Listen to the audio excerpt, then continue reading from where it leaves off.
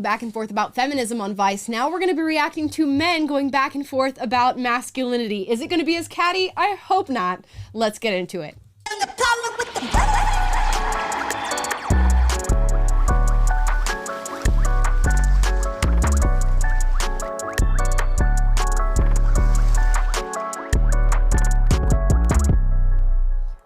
Welcome, guys. I'm your host, Amla Panobi, and Taylor's in the producer's bay again. Who dis? What's going on? Because Taylor moved to Nashville, but he's back for the next couple of days. I did. I had to come back because Scott is out on baby time off, which, God, we love you. God bless you and your baby. But, yeah, we had to survive this month until he's back. So we're here in the studio. Our very own Hot Scott had a baby daughter, so drop it down in the chat below. Tell him congratulations and wish him luck on his venture as a new father. So Taylor's here for the next couple of days, and today we're going to be reacting to a YouTube video titled Be a Man, Modernist versus Traditionalist Debate Masculinity on Vice Debates. So they brought together 9 men to debate masculinity and all the different ins and outs of the subject matter. Like we said, this is a very big subject matter, much like feminism and femininity, as we saw in the last Vice debates. This is going to be a big topic to sort of uncover and discuss within a 43-minute video. And I believe these shoots are actually 4 hours to 5 hours long. So these men sat through a lot of discussion to get to this 43-minute video. I recognize a couple of faces already. If we look at the screen, the white man with the blonde hair, his name is Griffin, and I recognize him from TikTok. And Christian Walker is in this video as well. He's all the way to the right, who I recognize obviously from social media and TikTok. So they're on opposite ends of the spectrum. I'm excited to see how these two converse with each other, and hopefully this is less catty and less argumentative when we compare it to the feminist women and anti-feminist women debating back and forth, because that was a rough watch. Now, we rarely talk about masculinity on this podcast, so this is going to be an interesting discussion to get into. Let's watch it. Here we go. I'm so tired of like paying $150 for a first date, and then you just ghost me. And the next week I'm like hurting for cash. I'm like, oh gosh, I could have really used that $150. Like, why did I have to? Also, the trade-off of like going on a date and as the man being like, oh, this sucks, I have to pay, or as the woman being like, oh, this sucks, I might get murdered, is like a pretty big imbalance. Whoa. Very loud. Sounds like we get into it on this one. Okay. Vice invited male identifying and non-binary folks from across the country to discuss their ideas of masculinity. We're already starting off with the new identity characteristics and buzzwords, but let's hear it. My name's Krishna. Thank you all for being here and talking through masculinity, what it means to be a man, etc. Obviously, we couldn't fit every man in the country into this room. We tried to get a diverse perspective, but of course, that caveat, we're not everyone. I wanted to start by telling you why this is something that I'm interested in. I have an 8-year-old son, and I'm seeing him absorb what manliness might mean. I'm thinking to myself, like, what does it mean to be a man? To start, maybe we could just introduce each other to each other, and if you were to describe what it means to be a man or to be masculine. My name is Tahoe. I'm a black man from the hood. When I was young, being a man, you had to be tough. You had to be hard. And now, to me, being a man is a lot different. Now, to me, being a man is knowing when to be soft, knowing that you don't always have to run the charge. You can actually listen. You know what I mean? So things have changed a lot over the course of the years for me. I'm Griffin, and I don't identify as a man. I'm non-binary. I still have elements of, my identity that are masculine, elements that are feminine, elements that don't fall within that range. And I personally just don't feel tied to like the norms or the confines of gender at all. Well, welcome. I would love to hear from Griffin what he thinks masculinity means. And this is probably a question that I find I would struggle with. What does masculinity mean to me? Because there's a lot of different things that you can throw out, and I imagine these men are going to throw out when it comes to masculinity. Things like integrity, providing, uplifting, and supporting your family, which are things that women can also do. But what is uniquely masculine when it comes to defining the term masculinity or manhood? When I think about this, I think about traits that are uniquely masculine, or that at least shine more within men. Things like aggression, assertion, being sort of virile in the way that you communicate, in the way that you are present in the world. And that is more common for men. We know that just on a biological and hormonal basis with testosterone, men happen to be more aggressive and assertive in nature. So that's how I would define masculinity. But that does not mean that you cannot have men who are masculine show up and harness those characteristics and take control of their assertion and their aggression. So I think that's how I would talk about defining masculinity, although it is a very difficult term to define. I will make that very clear. Do you have a way that you would define masculinity? I mean, generally, it's got to just be those traits that you would associate with maleness, and some of that is biological. Some of that is like, evolutionary psychology of just how your traits and your personality would, map onto your biology, and how history has kind of shaped what we think of as masculine. But all that is, I would say, innate. And then there's the next layer to it is like sort of what should a man be? And what are like the values that you would put on top of maleness that you say, okay, we know that men are naturally have a proclivity toward aggression because of testosterone or whatever, but like then you get into, okay, what should men do with the increased strength that they have, and what should they do with their their ability to just be more things associated, or the proclivity toward adventure. How do you funnel those into something that is productive and good for the world and good for society? And those are the elements of masculinity that are beyond biology, that are socially informed, that I think play into it as well. Yeah. Yeah, so you don't have to be a masculine man. I think manhood exists without masculinity, but there is this coupling. We talk about masculinity and femininity, and people say, well, I don't identify with those terms. I don't identify with gender roles or those characteristics. But those innate characteristics exist regardless of whether or not you identify with them. So why is it impossible for us to define them? Why can't we talk about them and say this exists? But you don't have to be a part of them. And I think we're going to get into the crux of that conversation as these men begin to talk. My name is Dylan, and I think that the notion of masculinity is just something that can be possessed by man or woman. Yeah, you can have masculine women. So I wonder if he's going to get into that. You can have females that are masculine. You can have men that are feminine. But masculinity does exist in its own right, as does femininity. A woman, non-gender conforming person. What it means to be masculine is just like, changing and like very fluid. But I think that, masculinity is something that just, like you embody based off of just like how you show up in this world as a man, and just like, how you go about being your day to day. See, I figured this was going to be a problem that pops up because, when I did the Jubilee video where it was trans women versus conservative women, and everybody was asked, how do you define a woman or womanhood? And I talked about, chromosomes, biological markers for being a woman. And then all these other women came up, and all these other trans women came up, and they said, I think being a woman is having integrity. I think being a woman is being sensitive. I think being a woman is being nurturing.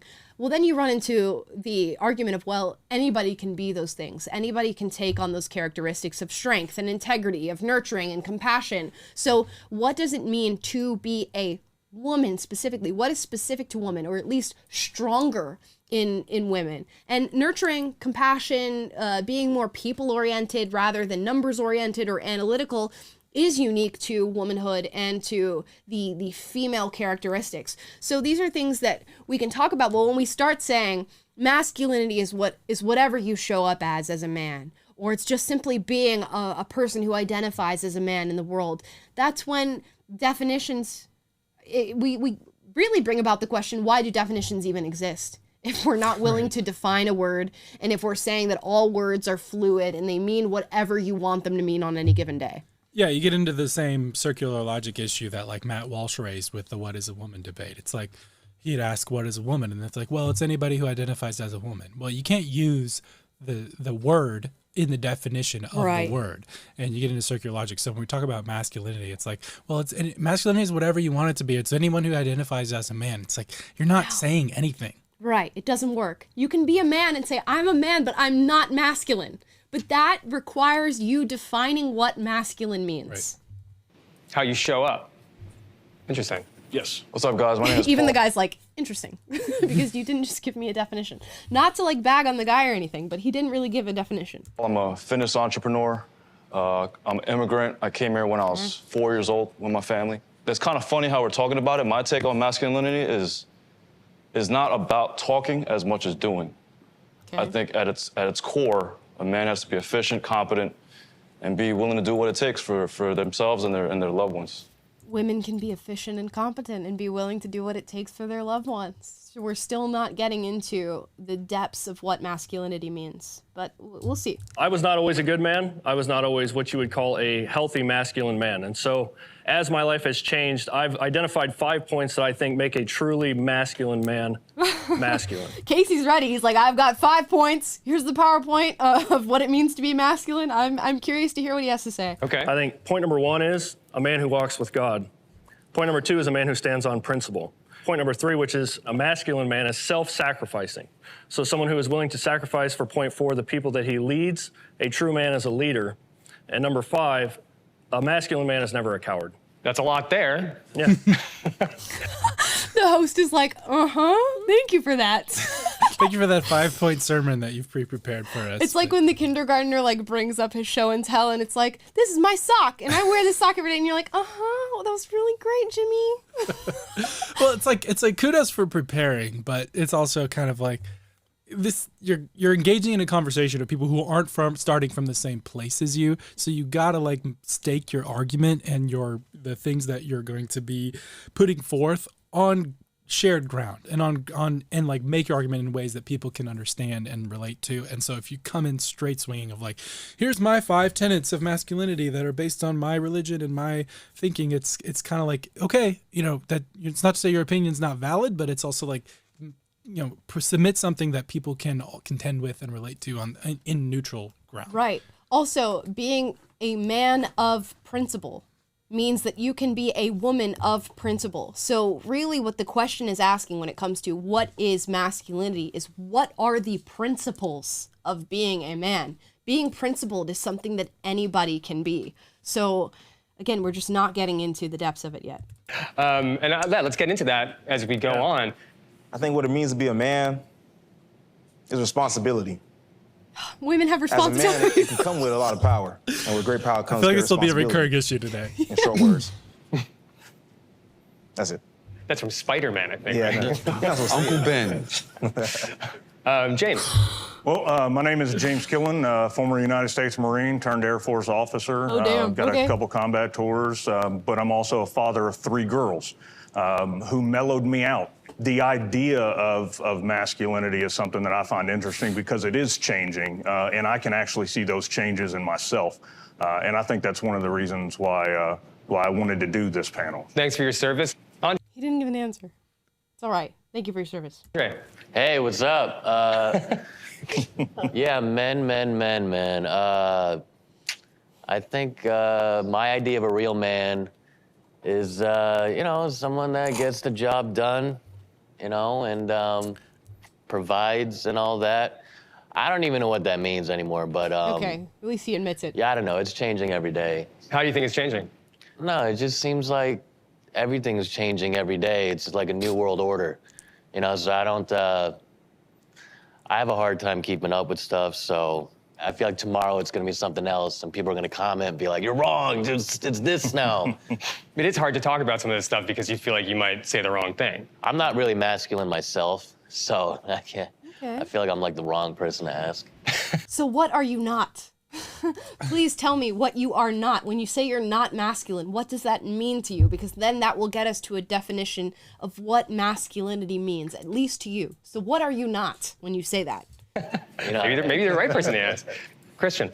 What it means to be a man is to be a adult human male. That's sort of a very formal definition, but I think that might be a good place to kick off because Fair enough.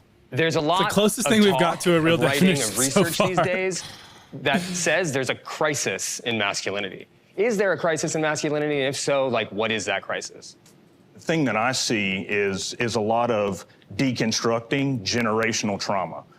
Be a man, boys don't cry, this, that, and the other thing. And I think that's actually one of the reasons why we see it as as a crisis, because we're actually trying to redefine what it means to be a man, and none of us have any idea because we're just out here trying to be whoever we are. See, I love what he just said there, because and there's stuff that's right about it. Like, we're all trying to be whoever we are. We are all who we are in our own unique selves, regardless of what we do. But that doesn't necessarily mean you have to redefine masculinity. Now, you can redefine what it means to be a man, because men appear in so many different ways. We're looking at this panel right now. I see a man with bleach blonde hair and white mascara and a dress. I see men who present more masculine or in the fitness space. I see men who are less physically fit, let's say. I see men like Christian Walker who present more femininely. So there are so many different ways to be a man in today's society, but many of those ways are anti-masculine. So the question really is, what is masculinity? But I love that he said we're all just trying to be who we are and navigate being who we are. But does that mean we need to redefine things? I don't think so. I think we can live within the definitions that have already been set forth for us and say, you know what, I don't adhere to that definition. In many ways, I am a very feminine woman. I do my hair in the morning, I wear makeup, I wear feminine clothing, I present very femininely, but in many ways, I'm masculine. I host a podcast every day. I talk a lot for a woman, and I maintain somewhat of a position of leadership as a woman. And those characteristics are often attributed to males. So in many ways, I adhere to masculine traits, and that's okay. But we live within those definitions of femininity and masculinity, and we take from those definitions what we see fit for ourselves and for our own persons and our own unique selves. And that's okay. So it doesn't mean that we need to redefine things necessarily to fit the mold that we think we should be in. Yeah, and before you can even talk about redefining something, you have to be able to define it. And I'm not hearing anyone who's actually able to speak in any sort of concrete way about what masculinity is and what femininity is. And I think that's indicative of where we are as a culture right now, where we've so blurred the lines and so gotten so like subjective, and everything's just, you know, masculinity is whatever you want it to be, femininity is whatever you want it to be, where we don't even see things on, okay, here, masculinity is over here, femininity is over here. What are the traits that are associated with this side? What are the traits that are associated with this side? So we can actually clearly distinguish and say, okay, this is what femininity is, this is what masculinity is. So before we're talking about redefining masculinity, you can't even acknowledge what's over here or like describe the things that are on this side. And femininity, we reacted to the feminism panel as well. It's like the same issue. People are going all over the place of like bringing in identity politics and bringing in how they feel and all this stuff. But it's like, no, let's just start at basic reality. Let's just start at the truth. Let's just start at like biology and just reality. And we can't even start from there. So how is this supposed to be a productive conversation? I'm not very optimistic of where this is going. You don't have to adhere to the definition, but can we at least get to the heart of what that definition is? That's right. I think that historically, being a man was rooted in patriarchy and misogyny. And now we realize how harmful that has been over the years. And so we don't really know how to define where we're supposed to be. And I think the reason, as they're saying, is a crisis is because the box has gotten so small for just being, say, straight, just being a hetero, right? Because if you do anything, women judge you. What do you mean anything? If I dance a certain way, or if I wear my hair a certain way, if I dress a certain way, they go, real men don't do that. Real men don't do that. And so you get scared to move a certain way because you don't want to get judged or outed out of the accepted part of your community. And I think that kind of has us in an uproar, and we don't know where to be. Like, where's the safe place to be for men now? You know what I mean? And it's kind of disturbing. There's something valid to what he's saying. Like, if you guys look into ick culture on social media where women say, oh, I've got the ick from a man because he did some certain thing. And there's really like funny ones. Like, I pictured my boyfriend like holding his lunch tray and trying to find a seat in middle school. And like, that gave me the ick. Or I pictured my husband like dancing around to like salsa music, and that gave me the ick because these are things that are seen as weak or traditionally feminine. And when he says women will look at you and say, you're not a real man, I will say that there's a lot of women who do judge men on those characteristics and say, if you're doing something feminine, you're not a real man. And that's just reality. That's just reality. Women have preferences, men have preferences. Men will look at women and say, well, that's not a real woman because she's doing this, this, and that. Now, you can say that's not a masculine man, and you might be correct, at least in the instance. Like, if you see a man who's dancing like a woman dances and you go, well, that's not something a masculine man would do, you would be correct in the very moment that you say that. But that doesn't speak to him as a whole, and it doesn't speak to whether or not he's a real man. Like it or not, he is born male, he is a man, he is a real man. Now, you can say that's not the type of man that I would want to be with, and that would be you espousing your opinion and being true to yourself. So men can obviously let that get to them. And a lot of young male life, at least to me, seems to revolve around trying to put yourself in the best light for women in the opposite sex. Would you say that's correct? Yeah, I mean, I think Jerry Seinfeld had a bit once where he said, you know, men can't figure out what women want, but men are simple, they want women. which is funny. So men will kind of like, you know, adapt. I mean, straight men, I guess you could say, will kind of adapt themselves to what they think women want. But I think if you ask like men or women, do you think that men and women should be put into these boxes, then that of like you should only be able to be allowed to demonstrate and exhibit characteristics that are associated with traditional masculinity or traditional femininity? Most men and women in a modern time would say, no, you should be able to do whatever you want, and you can express yourself as a more feminine man or a more masculine woman, or just, you know, we can describe your traits, but you're you, and you just be you, and you should be free to be you, and you shouldn't have society or anything imposing all these norms on you. But at the same time, you'll notice that the same men or women who would say that about, you know, men shouldn't be, you know, required to adapt to these characteristics, or women either, the average straight man wants a more feminine woman, and an average straight woman wants a more masculine man. Yes. And that's so that we see that conflict within ourselves of like, well, we want everyone to be free, and we want to act like these things don't matter and they don't exist, and they don't have any bearing on people's preferences or just, you know, our innate nature. But the reality is they do. And you know, how are we supposed to start a conversation on this when the whole bent of society right now is trying to push that down and not acknowledge it? Yeah, you'll see women on the internet be like, oh, I don't care if my man cries, or I want a man who's more in touch with his emotion. And then they get in a relationship and the man starts crying in front of them regularly, and they're like, oh, I actually don't want a man who cries in front of me that often. Or I don't care if I make more than my husband and it's okay, or my boyfriend or whatever. And then you go on the date and he's not able to pay for it, and you go, ooh, I actually don't want a man who's unable to provide for me. So there's idealism, right? There's utopian views of everybody being whatever it is they want to be. And then there's preference in reality of what we actually go for and what we actually want. And sometimes those can conflict with each other. We all want ourselves to be better than we actually are. And we all want ourselves to be in positions to be charitable and altruistic when it comes to especially the person that we fall in love with. But oftentimes, as women and as men, we want somebody to meet our preferences and what we actually want. And that's okay. You know, I was what you would call a toxic masculine male growing up. And I had good men that sewed into me, you know, they gave me good advice, but I never found manhood or never understood my place as a man until one day I humbled myself and I gave my life to the Lord Jesus Christ. And I'm telling you right now, walking with God changed my life forever. Can you define toxic masculinity? Like, I would say toxic masculinity is like what he was just saying, where you're using that leadership role or that aggressive nature in a harmful way to harm other people, to get your way. So the biblical structure for manhood is very humble. It's self-sacrifice. It's not self-motivated, but it is motivated by principle and standing on what's right. So there is a clear-cut vision for manhood in the Bible that I live by, and I think our culture used to live by, and I think our culture has lost its way. I think everybody sort of has a different definition of toxic masculinity. I don't find masculinity toxic in and of itself, but I do believe in bad men, and bad men exist. But does that mean every man is toxically masculine? No. When you're talking about a crisis on masculinity, I think that there's a lack of understanding there. So it's like masculinity, being masculine isn't toxic. It's just like there are portions of it that you can dive into that make it toxic.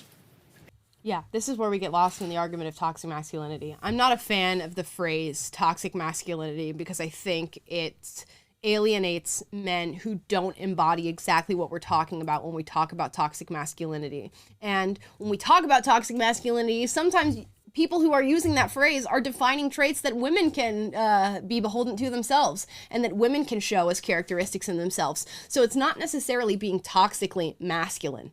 It's just being a toxic individual or a disrespectful individual or being arrogant, which are traits that anybody can embody, be it male or female. So toxic masculinity, I'm not a fan of as a term. And you'll find that there's no alternative. Like, we're not going around and saying that women are being toxically feminine. We're not saying that women are women-splaining to us when they try to talk to us or condescend to us. But we do that to men. And why is that? And people will say because men have held the power historically, so men take on the brunt of being called something like toxically masculine or being accused of mansplaining. But if you're going to say that these traits have masculinity and mansplaining in them, you're saying they're unique to men. And they're not unique to men because women can engage in the exact same type of activity. Because I think a lot of what we think of masculinity is tied into patriarchy, right? Which is to say, like, for the longest period of human history, like, men dominated women and got the lion's share of stuff. I think a lot of times some people make masculinity into a caricature, like it has to be this alpha bro tough guy. Exactly. And I find the low-key guy who, you know, is a really great father and a great husband and maybe not like drinking raw eggs every day to be a lot more masculine than the alpha bro who's going and like banging 20 women per weekend and not a responsible man. I find it more masculine to be a good guy. I think the background of this is that we are saying that gender is this like real thing that has real ideas and implications. And Griffin, I'm wondering, as someone who identifies as non-binary, how does this conversation strike you? Well, I think that it kind of becomes like irrelevant whether or not we attribute like having like a good ethical compass to being like masculine. Attributing that to like the gender constructs which we have made up, which are like somewhat pointless, like kind of just feed into needless roles that uphold the patriarchy without even knowing it. A lot of those things are just things that people should be doing because they're like morally right. Like if you're in a family, you should probably support your family. And I really don't think that it has to do with like your manhood. You see, I would agree with Griffin for the most part on what he just said, is that having a moral compass and being ethically good in the things that you do is not something that is uniquely masculine. And that's where we start to cross wires when it comes to our definitions of these terms. Anybody can be ethically good. Anybody can adhere to some sort of moral compass. So that does not make you uniquely masculine in any way, shape, or form. However, Griffin goes on to say that gender roles are complete constructs and they mean nothing. But I wouldn't say that that's true, because if we blinded ourselves today to all of the gender roles that have traditionally or historically existed, and we allowed boys and girls to just come up in the world as they normally do, we would find that biological differences and tendencies would come to light with both male and female children, young adults, teenagers, adults. They will naturally shine because that's what our hormones do. That's what our biology does. So to say that these gender roles are completely socially constructed is false. And we would find that if we just blinded ourselves for a moment and allowed children to be brought up the way that they naturally come about. So it doesn't negate everything. Like, it doesn't cancel out all gender roles and everything we've ever learned about being a man versus being a woman. Although both can be ethically good and both can have integrity and provide for a family and do all of these things. That's where we get lost. These characteristics that we're talking about are baked into an old system of domestic life. I think that's actually where we get toxic masculinity. Like, none of us can really describe what it is, but we can see it when it happens. So we learn it, right? Yeah. This is something we learned from the world. It's something we learned from like TV and shit. And it's maybe something we learned from our dads too. Tell me about your dad. I'm a first-generation kid. My dad is from Guyana. Grew up in very humble beginnings, poor family. First time I remember my dad telling me he loved me was when I was 17.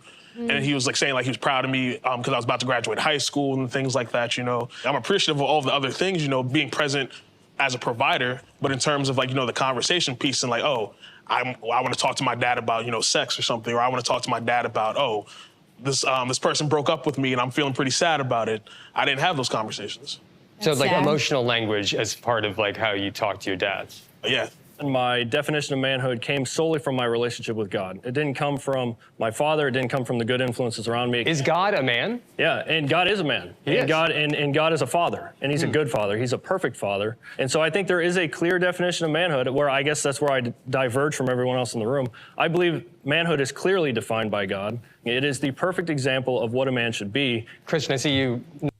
I feel like every single point that this guy makes is probably just going to get lost in the sauce because nobody else adheres to the worldview that he adheres to. So it would behoove him to sort of step outside of that, at least momentarily, to define what that means. Because when you tell a room of people who are not Christian, much like myself, that you adhere to God's vision of what it means to be a man, you're not saying much because they don't adhere to that same vision. So it would be helpful to define what that means for you. And it could be that they just cut out what he was saying because this is such a long interview and they need to truncate it down to 43 minutes. But I don't know. I would love to hear more about what that means to him. Nodding your head. I grew up in a divorced home. When you do grow up in a broken home and you don't have a father in the home, you recognize how important sort of both males and females are in raising a child and being in the home. Yep. There's a balance between, masculine energy and feminine energy. Absolutely. And I feel like there's both within everybody. And so there's a balance that with masculine energy in itself that I think a lot of people have trouble trying to like reconcile within themselves. Like, yes, being a man, you work hard, you take care of your people, but you got to be able to have that emotional side too, which is where the feminine energy comes in. Y'all just like triggered something in my head when y'all was speaking about having both in the home. To me, I didn't really have it there. And it made me feel a way, but I think that I always wanted one. And so I wound up at a certain age going outside and trying to find what masculinity was outside. And so I went on the corner and there were 20 of us on the corner and none of us had dads. We were all messed up, and so we all taught each other the wrong way to love, to be loved. And then I think in society, there's way more people like that. And a lot of kids who don't have fathers in the home, look for that father in the world or in a different way. Yeah. Oh, I mean, there's no better way to express that. I mean, that's so very true. We talk about fatherlessness a lot and how that gives way to homelessness, dropping out of school, chronic disease, obesity, domestic violence, rape, just anything that you can name that can happen negatively in your life. Fatherlessness is often a direct factor in that happening to you. And some people escape that. I mean, thank goodness that I escaped that in a lot of ways. I didn't have a father in my life from 6 years of age on. So those, by and large, will affect people who grow up without fathers. And of course, you're going to search for somebody to influence you and be a role model outside of it. That's why a lot of young Black males get into things like gang violence and gang activity because they grow up without a father at the home or a very unstable family structure, and then they go out and seek out people who are going to give them this sense of community, belonging, and family, and that happens within gangs. The same can be said for anybody who grows up without that fatherly figure in the household.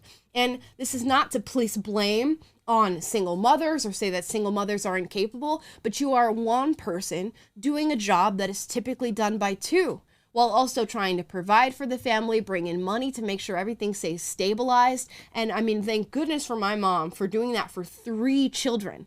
Can you imagine one person doing that for 3 children all at once? It's not something that we wish upon ourselves. And it's gotta be difficult, and it's gotta give way to your children having some shortcomings when it comes to maybe the way they process emotion, maybe the way that they perform in school, maybe the way that they're socialized with other children. It's nearly impossible to be a superhuman and give 1,000% of yourself to all the children that you have in every single facet that they need it to be a member of society. So that's why children without a father or a mother grow up without a strong sense of that feminine or masculine energy, and then go out in the world and that shines in the way that they are a member in society, by and large. Not all the time. There are plenty of people raised by single mothers who pan out just fine and have no struggles because of it, but there is something missing there, and it's something that most likely will affect their formative years and go on to affect their adulthood.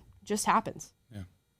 Well, first, I think that attributing like proper family values to like a heterosexual couple with children is like just not effective. Like I think that it's obviously like a heteronormative take to be like man and woman and then a child, and that's how you create like a good family. And whether it's like a single mother, single father, or like a queer couple, like I don't think that it's necessary to like attribute men and women to like certain roles in the household. I think that it's only due to nurture those gender norms that we follow. Well, you can say that, but then it just negates all of the stats that you have coming out. And that's not to say that there should not be single mothers or there should not be queer parents or anything like that. I'm by no means against any of those things. And I think if you are a parent who's involved in your kid's life, kudos to you. And that is an amazing thing that you should keep on doing and keep doing at full capacity, whatever that means for you.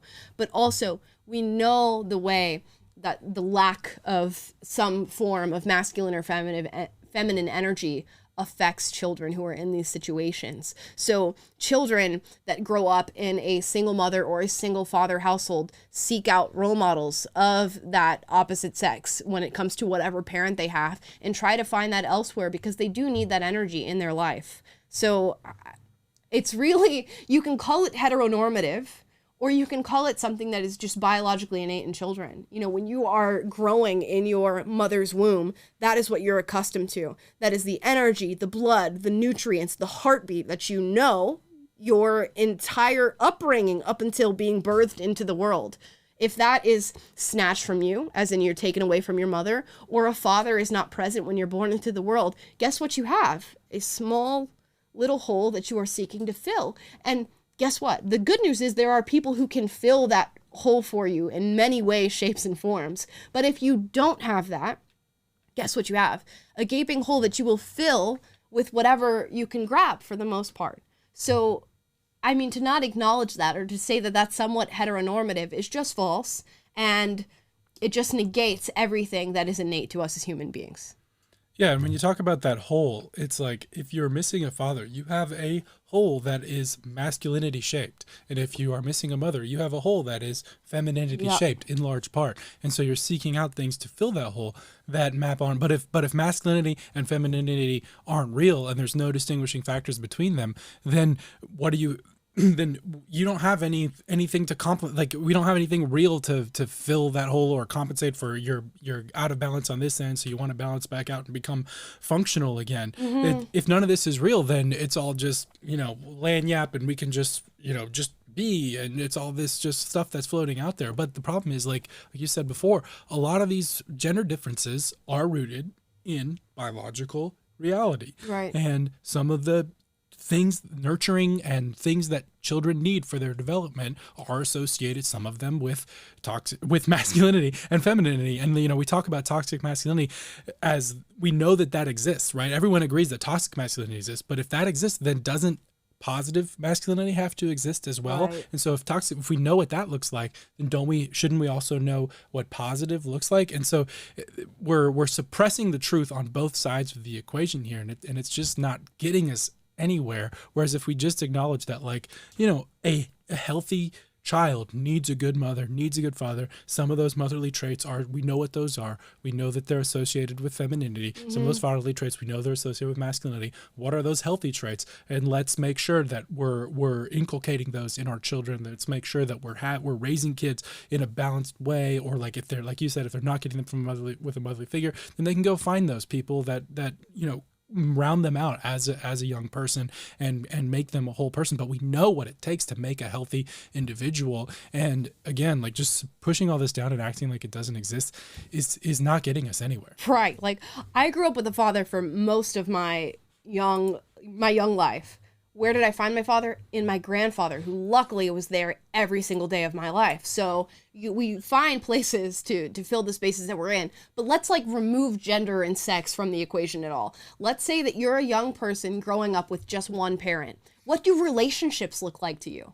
As a baby growing up with an adult who has no other partner in their life, you have no view of what a healthy relationship looks like, or even an unhealthy relationship, what that looks like to you. What do you go on to seek out in the relationships that you form with the opposite sex or the same sex if you're a homosexual person? You don't know. You don't know what to look for. You don't know what is healthy. You don't know what is good. You don't know what's going to bring about good results because that was never shown to you in a role model form as a child. So even without taking sex into account and saying you need a mom and dad, a healthy relationship to look up at as a young person is really, really important to see. And to not have that is going to set you at a disadvantage to other kids that do have that. And that should be something we can acknowledge. Male and female matters. God gives you one of those identities, you take on that role. And now you're responsible for not or for fulfilling that role. There's a masculine crisis because men are not taking responsibilities for the God-given roles that they have in society. And so when you take away the need to say, God made you this or God made you this, now you don't have to take responsibility for not fulfilling what you were called to do. When you do that, you also take away other things that somebody else may do. If I have a woman or a partner that wants to take on certain roles and I say, hey, those are my roles that God gave me in society, now I'm suppressing that person. Like, at the end of the day, we're all human beings. You define who you are and how you behave under God. That's what God gave us, free will. And but also, free like, speech. I think that the religious beliefs should not be used to, like, dictate how other people identify or how other people live their lives. I do agree with Griffin on that one. I'll give him that.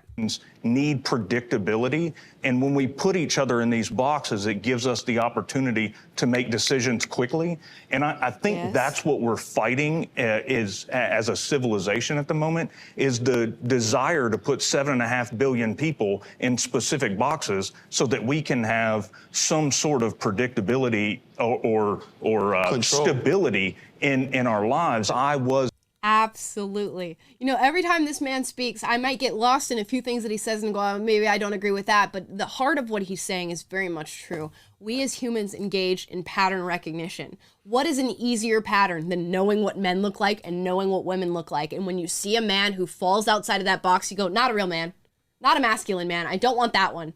I want the one who falls within the box that I have. And that's with anything that we look at in life. Think about how you go about dating and looking for a partner, regardless of who you like, of what gender, blah, blah, blah. You have your boxes that you're looking to tick, and if somebody is a red flag or a deal breaker in that box and in that pattern that you've created for yourself, you go, nope, next, nope, next, nope, next. And we all engage in this every single day.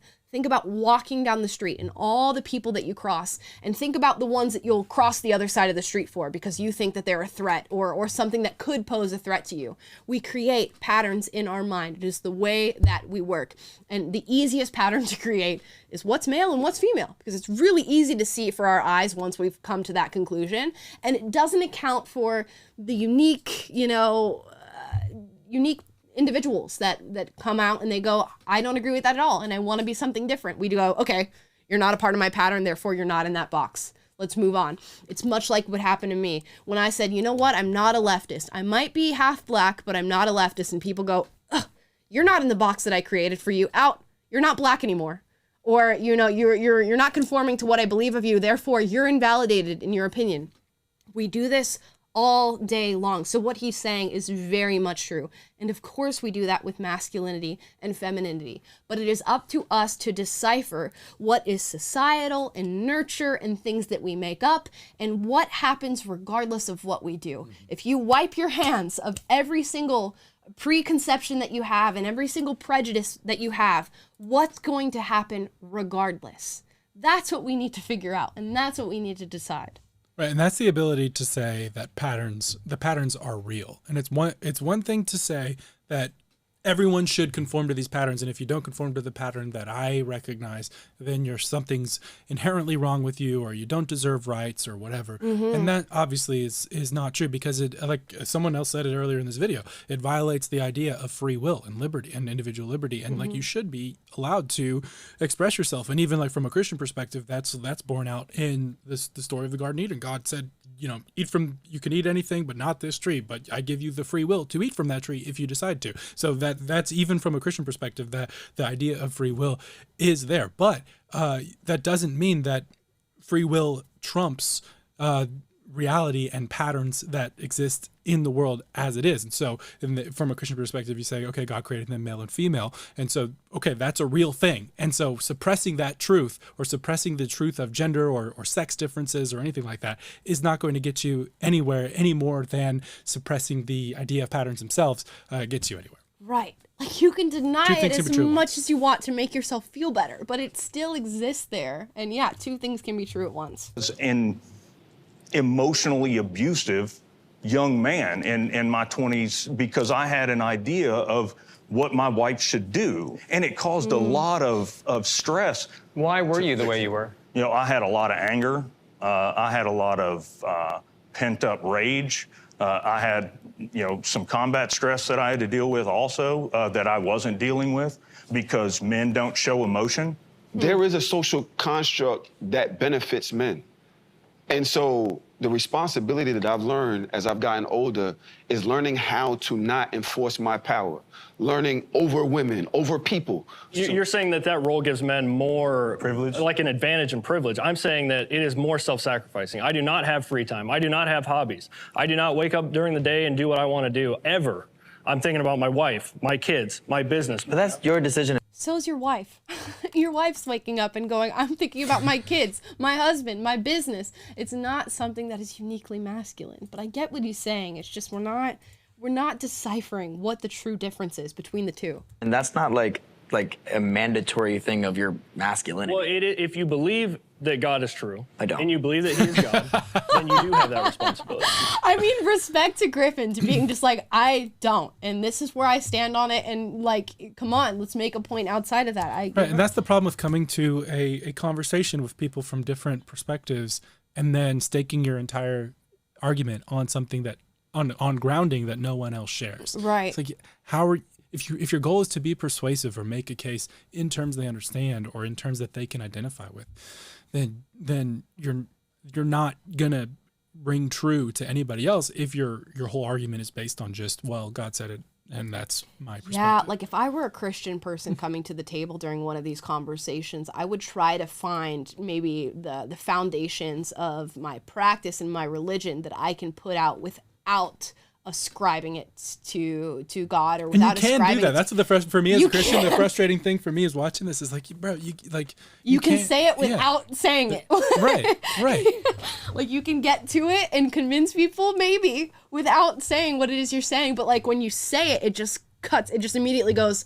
They immediately go, I don't believe in that. I don't know what you're talking about, and that's not my worldview. Because it's the same logic as someone who says, well, all the experts said we need to wear masks in COVID because that's what's going to protect us. And you're like, well, what about this study, this study, this study? That's the point. You got to go show them the studies and show them like with the evidence grounded in something that is shared territory. That's like, okay, we both respect evidence. Right. Therefore, if you show me the evidence, I might change my mind. But if you just appeal to authority and say, hey, the experts agree that this is what we need to do. It's like, well, I don't trust those experts. And that's exactly the same thing as when you're trying to make an argument for religion, but you're appealing to, well, God said so.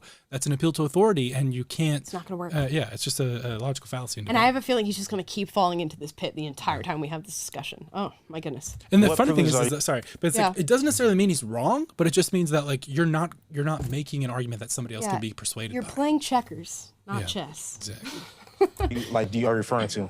Like, what privileges do men have? We've constructed this entire society to benefit us. Break it down. Like, Have what privileges you, though? exactly? Like, we talk about the wage gap, or if you look at Roe versus Wade, men can... Dude, the same thing we ran into on the femininity one when they were going back and forth on feminism. Pearl was like, give me barriers. Give me an example of the barriers you face as a woman. And they came up with the wage gap, which is easily debunked when you take into account natural factors, and Roe versus Wade, which is something that women disagree on back and forth all day long. So they're not exactly examples of misogyny or patriarchy, but we can continue.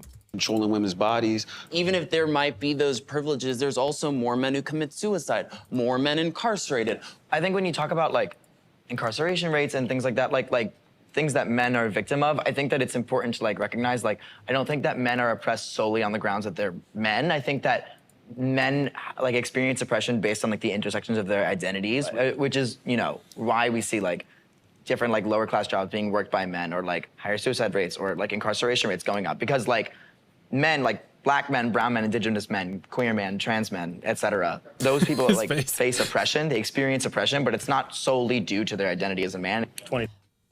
I get so Griffin is trying to say here that just because men have higher suicide rates, jail rates, dropout rates, it doesn't mean it's solely because they're men. It could also have to do with the fact that they're a black man or a disabled man or an indigenous man. But if that were the case, then you wouldn't see the same rates of that exact reality and that exact result when it comes to being a white heterosexual man. And you do. Like, white heterosexual men have very high suicide and depression rates and problems with their mental health. Obviously not jail time when you compare to things like indigenous men or black men. But that doesn't always speak to oppression being present or some sort of racist tendency when it comes to the way that men are treated. By and large, men have these results and women don't. So what is it about men that is different when it comes to the way that they present in our world? And to not talk about that is just, it's to the harm and detriment of every single person, of every single one, because who ends up being the ones affected by this? Everybody ends up being affected by this. And we can call it patriarchy or whatever. I mean, I think it's very, for the most part, unimportant to ascribe a label to it, and more important to just like talk about the issue. But regardless, I don't think it's because of intersectionality that men are experiencing these differences, because white men have a hell of a time in our society too dealing with these things. And by the leftist definition, white men don't have the myriad of problems that black men have or indigenous men have or disabled men have, or all these different ways that you want to judge somebody as far as their intersectional identity. But I think dating and sex is probably a very interesting place to think about this, because it's changing field as far as like what people expect of each other. I date in New York City a lot, and dating-wise, there's a lot that's like asked of a man. As there should like, be. First dates are like nightmares. I've got a question on that, yeah. Dude, it's like, I'm like, what do you want? They got like a checkbox, like, are you gonna pick me up? Are you gonna walk on the outside of the sidewalk? Are you gonna open the door? Are you gonna pull out the seat? Are you gonna pay for the meal? Are you gonna be interesting during the dinner? Are you gonna be... No, red flag, red flag, red flag. If I was a woman and I was about to go on a date with this man and I saw this Vice debate and I saw him talking about this, I would be like, I'm so sorry, I need to cancel the date. What he is talking about, walking on the right side of the sidewalk, opening the door for you, paying for the first date, what we're talking about is bare minimum. You know, some women say the bar, as far as the standard of men, is in hell. The bar is in hell if men are worried about doing these things. And we should put this in a different perspective, because I think a lot of people don't understand maybe why women would have these expectations of men. And by the way, not all women do. You meet most women nowadays and they're like, yeah, I don't care. He can do whatever he wants. I'll pay 50-50 on the date. He doesn't have to walk on a certain side of the sidewalk. I'll drive myself to the date. I don't need his money. I don't need no man. And then they'll still go on the date and have sex with him anyways. So that's not most women anyways. But think about how relationships blossom and flourish and move on, and what happens if that is the case for you. You become pregnant, right? And guess what? Pregnancy is something that you have to go through and sustain for 9 months, plus you have a newborn right after that you are the sole provider for. So a lot of people say, well, women can be providers too, and that's what I mean in that sense. When you have a baby, who is the sole provider for that baby? The man may bring about money, but the man's not bringing breast milk, the care of a mother, the heartbeat that baby is accustomed to. A woman is. So when a woman is going on a first date with a man, that is what she has in mind. She has in mind, is this a man that long term, when I end up becoming pregnant and having a baby to take care of, is he going to be there to protect me? And when a wolf is at the front door trying to get to our family and I'm too busy taking care of newborn, is the man going to be there to be at the front door and answer it when this happens to us? So of course we're looking for a man to walk on the right side of the sidewalk, to open the door for us, to maybe pay for the first date, because that's what we're going to be looking for long term. And if you can't show up with the bare minimum when you're on a first date, what am I to expect from you when we're really in the thick of it, when the wolf is at the door? So to really look at all those expectations from a man and go, that's too much for me, and the first date is a nightmare. Oh gosh. Yeah, he gets no, like, I can sympathize with the idea that modern women send mixed messages about what they expect. Yes. You know, because that's a real thing. And because especially like in a city like LA or New York where he is, it's like all these women have bought this feminist rhetoric of, you're supposed to be a boss babe and you don't need no man and you guys should split the bill. It's toxic masculinity if he offers to pay. So I can sympathize with the idea that a man's confused about like, do I pay? Do I not pay? But I can't sympathize with the idea that a man's like, oh, she wants me to pay? I'm not going to do that because of all the reasons that you stated. Like, even as you're laying all that out, I think most women, if you ask them, they're not thinking about their vulnerability that they might experience if they become pregnant and have to care for a child on their own, 10 months from now when they're on their first date, but on a subconscious level, that's a real thing. And that goes back to the gender differences. That goes back to those, even on a subconscious level, that informs how women feel. There's like this innate sort of like vulnerability or insecurity that you are looking for in your vetting process of finding a man that you're going to end up with. You're vetting a man based on whether is he going to be able to provide for me? Is he going to abandon me? Is he going to be able to go out there and take care of me? Is he going to go out of his way to inconvenience himself?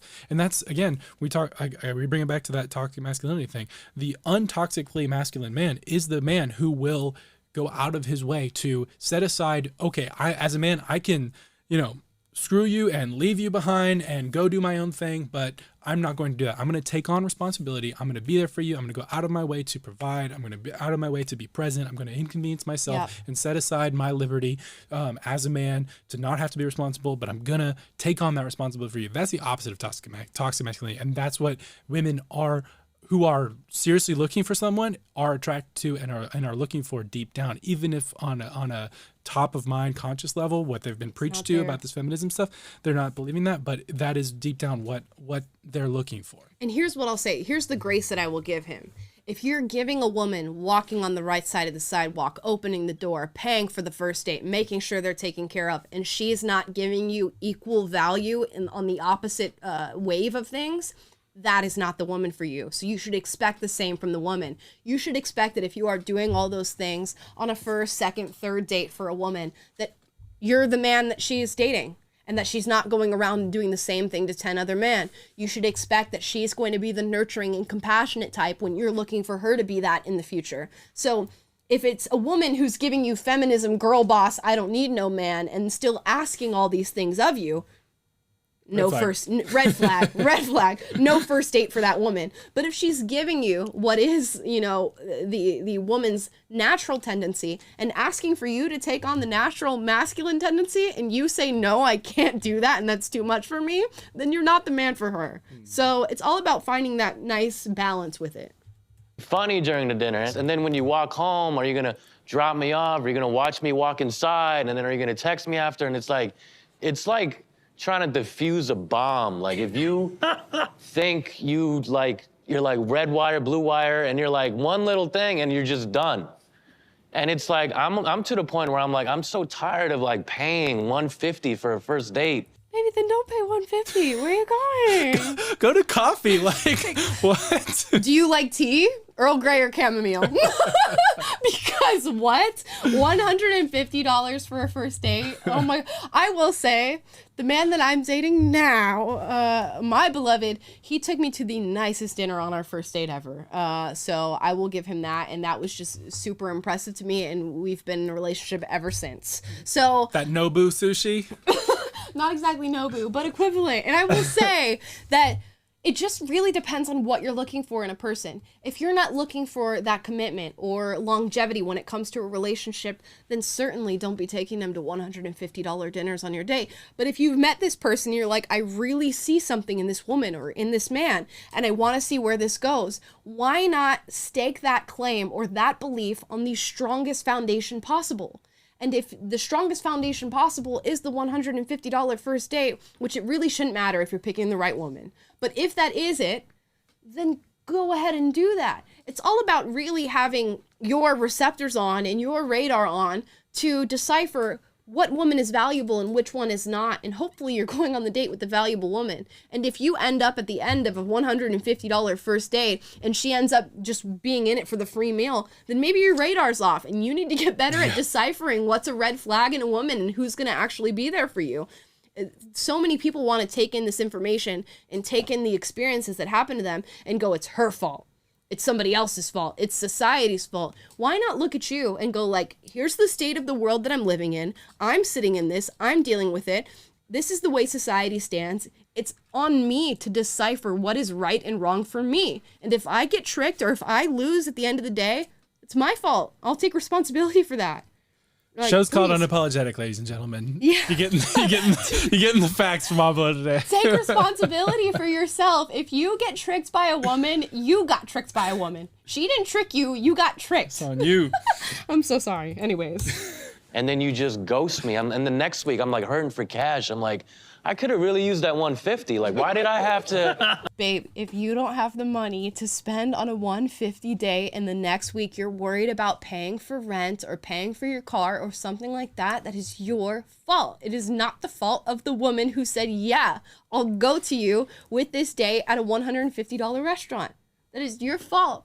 And if I don't have the means for that, you go, I'm so sorry. Right now, I don't have the means for that. I would love to take you for coffee. I would still like to get to know you.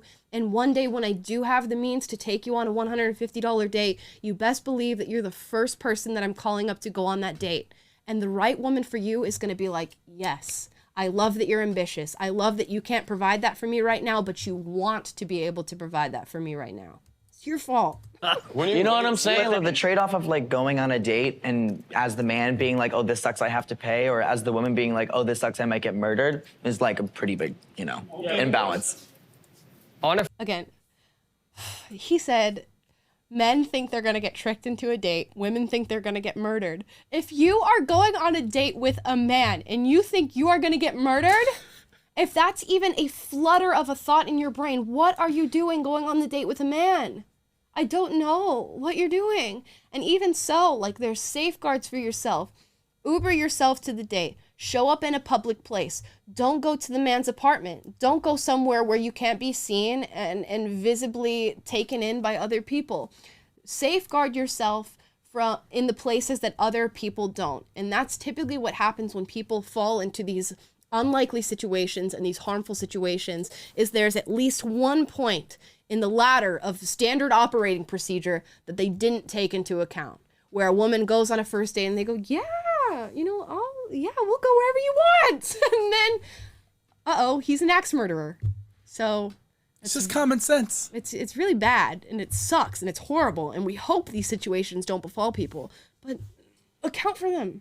First date, should the man, or whoever identifies as the man on the date, pick up the check? Show of hands, who thinks yes? Yeah, should is a weird. Yeah, should's a weird way to put it. Okay, sorry. How would you put it? I very much love gender roles. I like masculine men, and I want my masculine man to pick the check up. My friends seem to be the same. My girlfriends seem to want that as well. But I have a male friend who was naturally doing that, and with the dates. Griffin is so done in the background. I will say that it's amusing to me to like watch him go about this conversation, but there's also a very condescending energy about Griffin, the blonde, that I'm not getting from the other men. And if you watch his facial expressions throughout this whole talk, it's very crossed. It's very, yeah, I'm listening, but I'm not really listening. I already believe what I believe. And there's an amount of disgust that comes about in his facial expressions and his body language when other people are talking that the other men do not exemplify at all. And it's a little off-putting. He was going on with women, they were offended that he like took the check. So I think like, hey, if this woman doesn't want him to pay and she wants to show she can pay, go off. I think it's a matter of preference. Like, if someone picked it up for you, like you develop a kind of rapport, respect with that person, like so be it. If the other person, the woman you're with doesn't want that, then maybe it's not the match for that person. So I think it's dependent on the situation. Yes. I think that there's such a thing as financial abuse, and men seem a lot of time because they spend that a woman has to be under them or owes them something. I think that's when you get toxic. Me personally, I love to take care of my partner. I love that feeling that I give them that they're taken care of when they're with me. And that's when it's with friends, anybody. If you're with me, I got you. Like, I guess what I'm hearing from you, Andre, is that there's like a lot of pressure to inhabit the masculine side of the social expectation. and yet you might not get the benefit that you would have expected generations ago. And that puts you in a weird position. Fair enough. Yeah, well, Fair we enough. live in a city where there's 8 million people, and, you know, a lot of these girls, especially if you're really attractive, guys are hitting on them all day. So they feel like celebrities. You got so many options. I don't blame you. I'd be the same way. It becomes like There's always somebody better. I think technology has a big part to do with that now. Like Yeah, modern so- times, like online dating, Instagram. Especially as a girl, you're gonna have 30 DMs Yeah. a day. Yeah, the You know what I'm saying? DMs. Swiping up on your I picture think every day. that's a big reason why it can be tougher for some men. Not successful. I think It's tougher for everybody because everybody has options in their hand all the time. Now, what did they say? The 80% of women are looking for the top 20% of men. I don't know how valid that is. I think it's based off of some dating app studies that they did and surveys that they did. But if that's the case, then you have 20% of women really struggling and vying for attention. And then you have that other 80% of women, the top 80% of women, vying for the attention of 1 out of 5 men. So a very small subset of men getting all this attention from a big group of women, right? So that's a lot for, you know, the bottom 80% of men. They're all looking around and going, okay, where's my woman? Because all these other women are going for the guys up there, the Chads and the Stacys, whatever they call it on 4chan. So it's got to be rough for everybody involved, that there's a small set of people who have mountains of attention coming at them and they can't decide which one they want. And then there's small groups of people or large groups of people who have no attention coming their way whatsoever. So technology is giving way to problems for both genders across the board when it comes to this stuff. what he's saying is saying successful. there's a toxicity to femininity as well. There is a toxic side to both genders.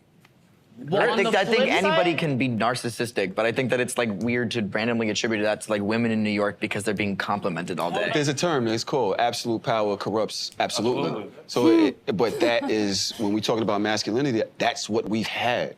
We've typically had that. We can do whatever we want, and we do it because we squeeze, we corrupt, we take. Historically, you take over things, places that you don't like, and you rape the women, and you take the gold, and you do what you want because you have that power.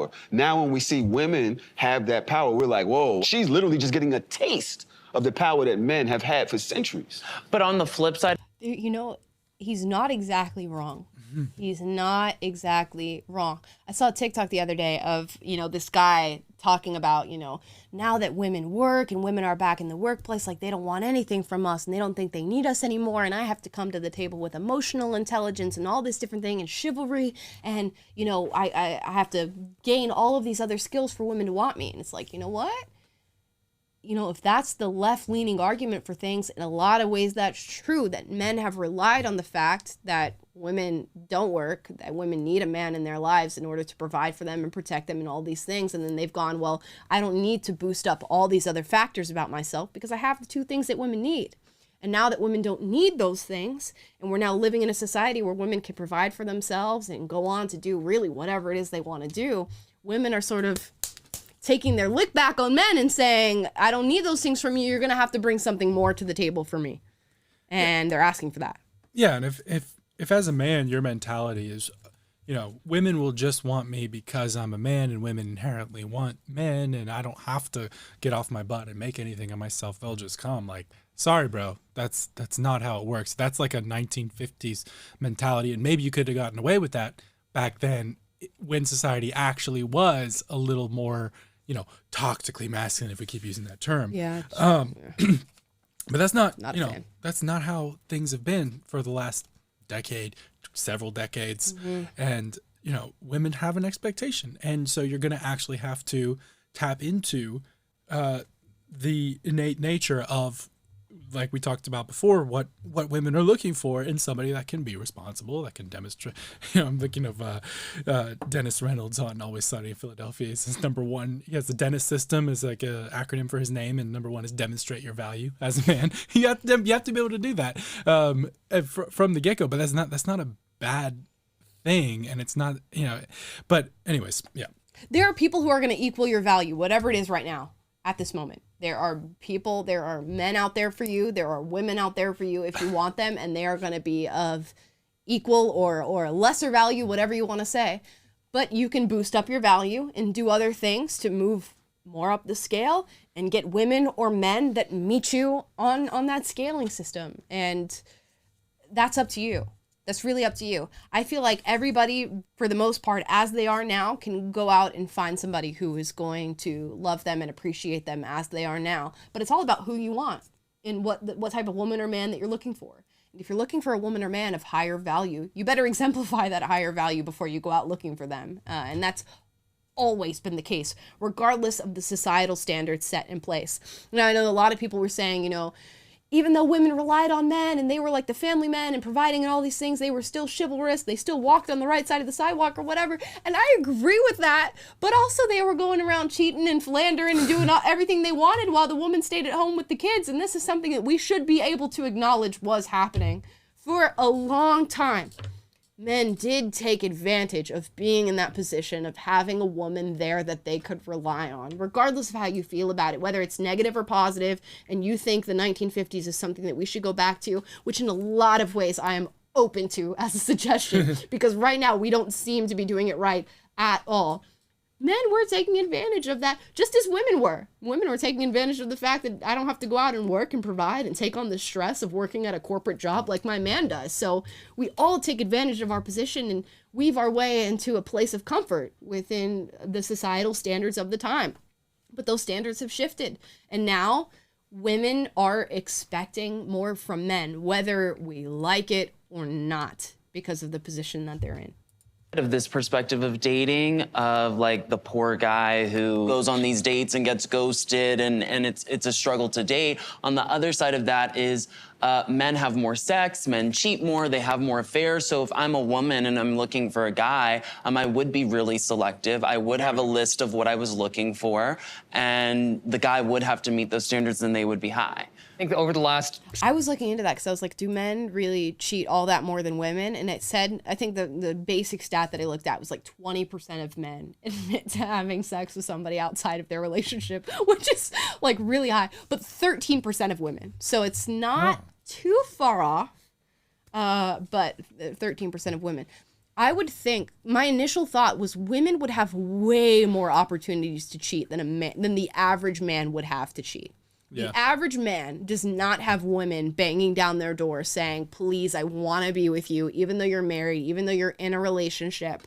I think there are about maybe 15 to 20% of men that have that advantage on any given day. But women, regardless of what you look like, your value, what you do for a living, will always have men who are like, I want to be with you, at least for the moment. I don't care if you're in a relationship. I don't care if you're married. So I would expect it to be higher for women, but women have a deeper attachment to their to their partners than men do.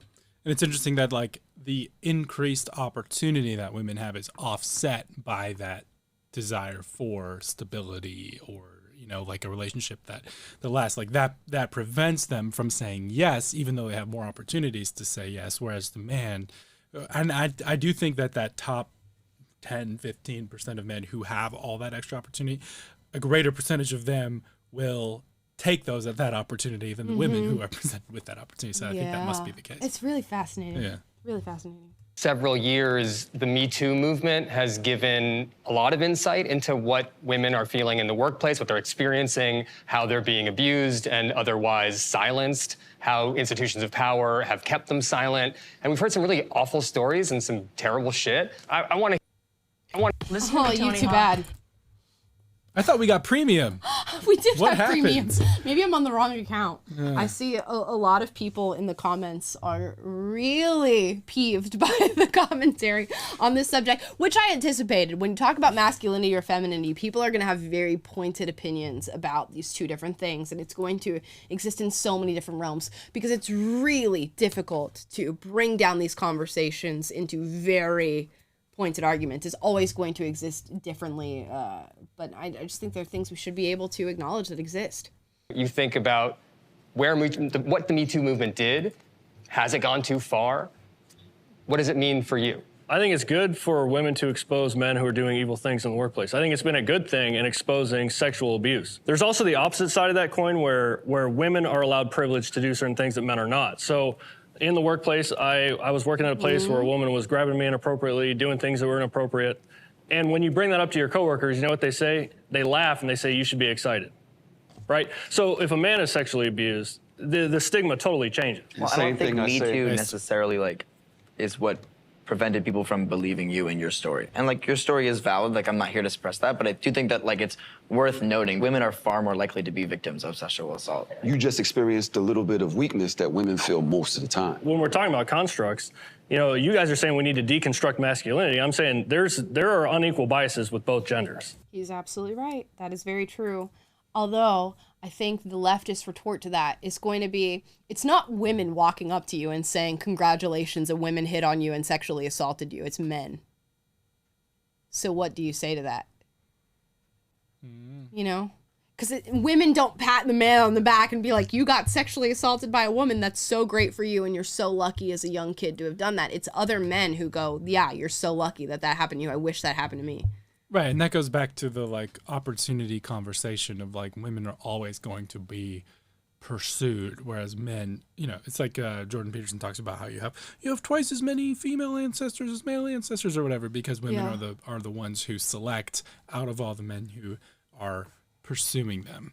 Yeah, I don't know. Well, here I don't. Maybe there's a comeback that I haven't heard to that.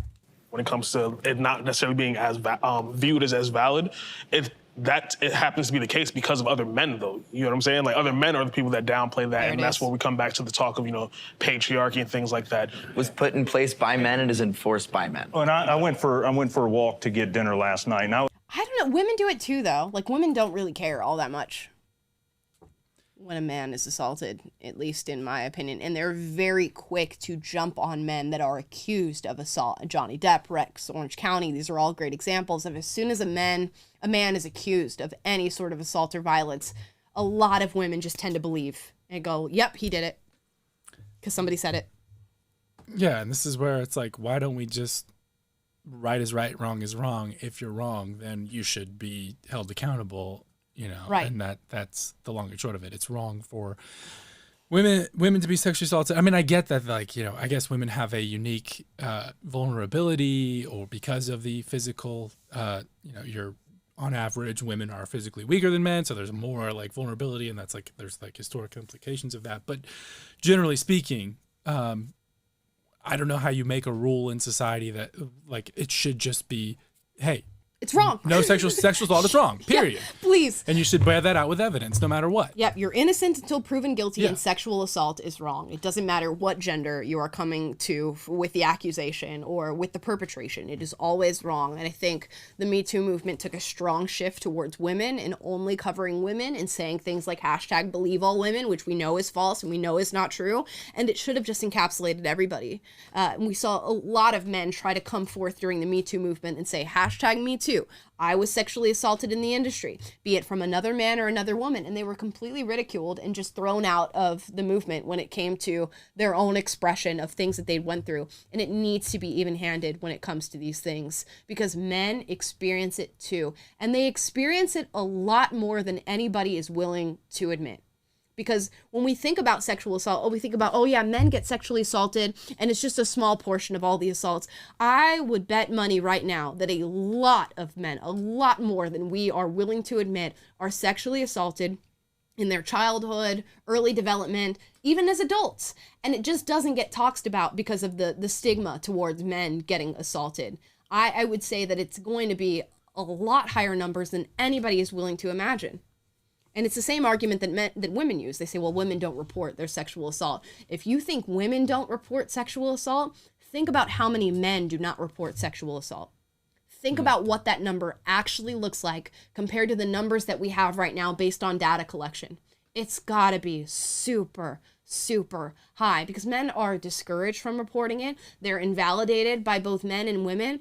And, you know, men get called a P word or a B word for being assaulted by people, by other men. And we'll say, well, men are the ones perpetrating that. Men are the ones who are calling them those things. Women do the same, but they do it with their actions. Women might not come out and call you feminine or call you a B word because you were assaulted, but they will back away from you. They will maybe not date you. They will do so in action, where they don't do that with words, where men are more aggressive with their words. So there's a lot of societal pressure, stigma, and issues when it comes to men being assaulted that we have not dealt with whatsoever. I walked several blocks because I wanted to check out a few things, and it was dark. Not a single time did the idea that I would be physically or sexually assaulted cross my mind. Not a single time. I can imagine that that doesn't really work out for women. It comes down to biological differences. As a man, you're more likely to be able to have more of a chance to fend off someone attacking you. As a woman, not really. So that's why, we have things like mace and tasers or having a gun. Is it something about it's hard to admit that you're a victim? Yeah, for sure. Of course. And to complain about it. People look at you like, remember Terry Crews? You can get his nuts squeezed and shit. Right. It's like, why didn't you do something? Why'd you let him? Look how the world ridiculed him. Oh, you ain't do nothing. Like, oh, you a bitch. So we as men, especially super guys that grew up in super masculine houses, we don't really like to admit weakness. Well, and it's in our language, right? Like, don't be a bitch. Like, don't be a pussy. Right. Like, it's very real. We internalize that. It is. Yeah. That's all examples of like toxic masculinity. Like, it's never to invalidate somebody's experience, but like it must be obvious that like these are rules and roles enforced by men and created by men. Well, in toxic masculinity and Who's to power say? kind of go hand in hand. I mean, we're talking about peanut butter and jelly. You know what it is? I think sometimes we gotta go to work, and like if we're caught complaining about it, we're like admitting weakness. It's like you're not a man. How does that feel? It doesn't feel great, but that doesn't stop me from doing what I need to do. If you talk about a little bit of pressure that goes with it, yeah, there's a little bit of pressure. If you can withstand it, you become a successful man. But what does that have to do with being a man? Like, surely like a woman can do all those things, so why even attribute it to your gender? That's a good point, but I think also, if you're talking in terms of biological differences, generally, men are more logical, right? More reasoning, more factual I disagree. based. There is no scientific backing for that whatsoever. I just think it's a commonly used stereotype. I mean, I'm So not. they- I guess maybe talking about, okay, you guys can say that. I think more about me. Like, I'm more of like a logical. I think what he's talking about when he talks about like logical and reasoning, he's talking about the way that men and women take in data and the way that they communicate with each other. Women have the tendency to communicate more through an emotional lens. They'll talk about how they're feeling during certain situations. Men are more likely to communicate in a more systems-based or analytical way when they're talking about things that they've been through. And men are more strategic when it comes to systems and analytics. Women are more strategic when it comes to people, feelings, intuition, and being in tune with those things. And that is true. It has always been true. It's just when you come out and say, well, men are more logical or men value reasoning more than women, it sounds negative, and then people go, well, that's absolutely not true, and that is not the case whatsoever. But men and women communicate very, very differently. And if you are accustomed to women communicating more in the sense of people, nurturing, compassion, feelings, intuition, and men talking more from a bird's eye perspective, more separated from themselves, more analytical and systems based, then when a man comes to you and is communicating more emotionally and talking about his feelings, you're going to go, well, that's more of a womanly thing to do. That's emasculating. That's showing weakness because you're doing something that is not naturally attributed to your gender. That's fine. Right, and just to underscore this, I mean, he said there's no evidence that no biological evidence that men are like men prefer logical thinking or things and women prefer people. And like one Google search, and it's like already common sense dictates that yes, that's true. Yeah. But B, do a Google search, and like one Google search, I'm in PubMed, men and things, women and people, a meta-analysis of sex differences in interest. It's a clinically peer-reviewed study. It's got multiple citations talking about results showed that men prefer working with things and women prefer working with people, producing a large effect size on the sample in the things people dimension. Men showed stronger realistic and investigative interests, where women showed stronger artistic and social and conventional interests. So it's like there is evidence, and it's also just like common. You shouldn't. It's kind of like when the transgender person said, "Do you have evidence that men are stronger than women? Do you have statistics to show that?" And you were like, "Well, do you have statistics that they're otherwise, not?" right. Yeah, and they're like, "Well, I just believe in experience." But the same thing. It's like this appeal to like, "Oh, there's no evidence." Well, there is, and B, you also don't need evidence for certain things that are like common sense. Oh, I mean, it's like when need we talked about the relationship issues that a lot of women go through, where they come to men and they're complaining about their day or how hard it's been or how depressed they're feeling, and then men go, "Oh, I have a solution to that." Like, "Oh, I got into an argument with my friend and she said this and she called me that," and they go, "Okay, well, go talk to her and tell her this, and that," and they go, "Well, I wanted you to just listen to me and listen to what I was feeling and communicate my feelings and have that intuition that women have that men don't. It's a commonly held relationship issue that men and women have, and it's because we communicate differently. Another issue, when women go to the doctor, and specifically male doctors, and try to communicate a sort of pain or complications that they are going through, there is a difficulty and a barrier there because women communicate in feelings and people and emotional-based arguments and claims, whereas men are more analytical and systems-based. So there can be barriers in communication where women tend to seek out feminine doctors so that they can have that communication and another woman to look at them and go, I know exactly what you mean by that, and I know exactly what you're feeling. These are the ways that they play out in real life. And to not be able to acknowledge that difference, which is so helpful. It's so helpful to be able to acknowledge that, because then you go, oh, I got it. Now I know what I need to seek out when I'm looking for a partner. Now I need to know what I need to seek out when I'm looking for a teacher, a doctor, a friend, all of these different things that are going to change the way that we communicate with other people. It's an abundantly helpful thing. We're going to go on for a few minutes, then we're going to do super chats. Sure. Factual-based guy. Like, I have emotions, but, I don't let that deter me from what I need to do, like my reasoning. Do you talk with people about your emotions a lot? Isn't it bullshit that some I must be on the wrong YouTube account because I know I just downloaded the premium. I have a feeling he's going to say no, he doesn't talk about his emotions all that much based on what he just said. And I think a lot of men don't talk about their emotions a lot. Friends? I have close guy friends I can talk to. You do? Yeah. There you go. There's an interesting thing came out where, like, guys these days have fewer than 3 friends. Like, it's hard for men to make friends with each other. I think that's a big problem now in modern times. Because you hear about, the suicide rates going up. I think that's a big reason for it. Men aren't allowed to talk about it with safe people. So if you talk about masculinity crisis, that's a crisis right there. I think that men find friends very easily in terms of like, oh, yo, you lift 240, I lift 242, let's spot each other, like basketball or whatever.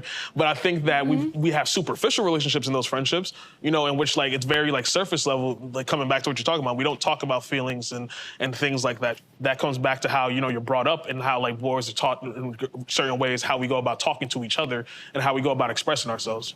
It's more than just about upbringing though. It's natural. If women naturally communicate that way, guess what? It's going to be so much easier to find another woman to talk to about that. I, as a woman, and luckily for me, and this is one of the privileges of being a woman, I could literally go to a bar and walk into a woman's bathroom and talk about all the problems that are happening in my life to any woman that is in that bathroom doing her lipstick. And guess what? I would walk out with a phone number, a friend, and somebody to talk to if I wanted that. Men cannot do the same. Men do not communicate that way. They are not pack animals in that sense, and men bond differently. I was reading from somebody the other day who said that men, as far as their bonding, it's less of on an emotional sense, but more through bonding, through experiences that you go through. Men in the military is a great example. They see this collective struggle that they all have and a collective goal that they're trying to get to, and they go towards that goal together, and they get there, and by the end of it, you're like, we're brothers, because we just went through that moment together. Women don't necessarily share that same exact bonding structure. When women, it's a lot easier. We like the same things. We have the same background. Here's something that I'm going through with my boyfriend that I can talk to you about, and you can talk to me about yours, and boom. That's the way that women are friends. Whereas men, it's like, what is a struggle that we're going through? Whereas he even says, playing pickup basketball. Right. And showing up at the basketball court, and we're on a team, and this is the collective we're trying to get through. We're equally as competitive with each other. My team beats your team. Boom, we're friends. Right. Yeah, sports is another big one, military sports, and it's why men will watch movies like the Patriot or Braveheart or Gladiator or Lord of the Rings over and over again, and you get those goosebumps when it's like they're giving the speech before we're going to charge into battle and a band of brothers and things like that, because it just resonates on a very like human level and masculine level of like, yeah, I want to like be and the way men sort of build that initial rapport, there's a lot of like testing, and that's where it's like men tease each other. Me and my brothers, we wrestle, we come up with nicknames that are kind of poking fun at one another, but it's just part of it's like you earning each other's respect, and those are just things that are associated with maleness, with masculinity. And just like boys want to play with trucks and all that stuff, it's like these are just very real differences that we're better off acknowledging that not, but that doesn't mean that just because, men are a little less likely to be open with their emotions, that doesn't, like, that's not a novel. I hate when in social media or in settings like this, they're acting like it's some big novel revelation that like, oh, men want to suppress their feelings. It's like, really? Okay, cool. Yeah, you're the first person to ever discover that. It's like that's of course men want to, that's like a thing associated with masculinity. That's a vulnerability associated with masculinity. So let's not be childish and not be able to handle our emotions as men, but let's figure out, okay, well, we know that men have that vulnerability. So masculinity, healthy masculinity, looks like being aware of that vulnerability and then being able to figure out, okay, how do I process healthy emotions? Am I burying things that I haven't processed yet underneath this veneer of bravado or of aggression or whatever? Am I just that, insecure bully who's picking on someone to hide my own insecurities? And when we're talking about a conversation about masculinity, to me, it's not very helpful to just be like, oh yeah, men don't like to share their emotions and that's bad. It's like, okay, cool, yeah, we know that. Like, that's not very original. That's not a very, like, okay, but what healthy masculinity means, you can still be masculine and still have that brotherhood and that strength, and that, it's not bad for men to want to be strong and not want to be totally beset by the smallest thing, because that's the other side of it, is the reason that you push down that vulnerability or push down that quote unquote weakness is because people depend on you, and you don't want to be in a place where the smallest thing can knock you off your rocker and make you undependable. And so that is a healthy part of masculinity, where it's like, hey, when things are going crazy, like, my wife will tell you, when things are going crazy and she's like worried about this or worried about that, and like obviously she needs that like stability in her life to be like, hey, I can rely on you. And if I'm just as like, oh my God, what are we gonna do? I don't know what's gonna happen. Then that's not helpful to her, and she needs some stability there. But at the same time, if I'm always pushing that down and never able to be like, hey, I'm hurting right now, or hey, I have this unprocessed emotion or wound or whatever, like, then I'm going to end up taking that on her in some backhanded way that I'm not even aware of, and that's going to produce greater dysfunction in my life. So healthy masculinity looks like, yes, I'm going to be strong, but yes, I'm also going to be aware of my blinders and aware of those vulnerabilities as a man, and address them in an intelligent way. And finding good men that you can actually have those emotional conversations with, I think, is really, really important. I think it's weird that we as human beings give so much of ourselves to career ambitions, academic ambitions, but we don't give that same amount of effort to friendships and relationships. And I'll tell you one thing, the CEO here at PragerU, she gave me this like brilliant piece of advice of that if you're putting in X amount of effort into your career and all these things you're doing external to yourself, you should be putting X amount of effort into building relationships, both friendships and finding the person that you're going to live the rest of your life with. And if that's not a person that you can share your emotions with, share those struggles with, then maybe you are with the wrong person. And we should put equal, if not more, amounts of effort into our friendships and our personal relationships when we compare that to our careers. And that's something that we don't do. And maybe that's something that we need to work on. And that would look like progress. And being a progressive individual means going against the grain of what your society has been doing for X amount of time. So maybe that means going against the grain, making your other male friends uncomfortable when you talk about emotional conversations and having to drag them through the mud of having to learn to be able to do that themselves. But eventually it'll be something that's really helpful for you. And I think it's important to acknowledge the flip side of it, like what Taylor acknowledged. Like as a woman, sometimes I get bogged down in emotions that should not be as important to me as they are in the moment. And it sometimes takes a man to go, hold off on that initial thing that you just felt, breathe for a second, think about how much this actually affects you, and then let's come back and think of a solution. And that is the most helpful thing that you can go through in a moment of just peak vulnerability and peak emotion. On the flip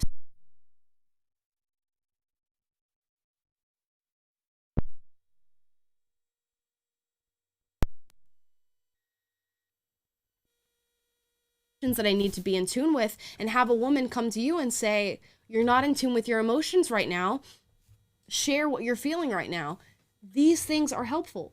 And we counterbalance each other. We always have, we always will. And it's about acknowledging those differences. So we didn't finish this video whatsoever. We got 24 minutes into a 43-minute video, so maybe we'll have to do a part 2. There's a lot of naysayers in the comments on this one, which I anticipated, because the conversation about masculinity from a woman's perspective is a very interesting one, to say the least. But we're gonna get into it, and we'll talk about this more, because it's something that probably needs to be talked about. I think this was more difficult to delve into than the femininity conversation, because there is a lot of importance placed on femininity and being a woman and the struggles and tribulations that women go through, and not so much on our male counterparts.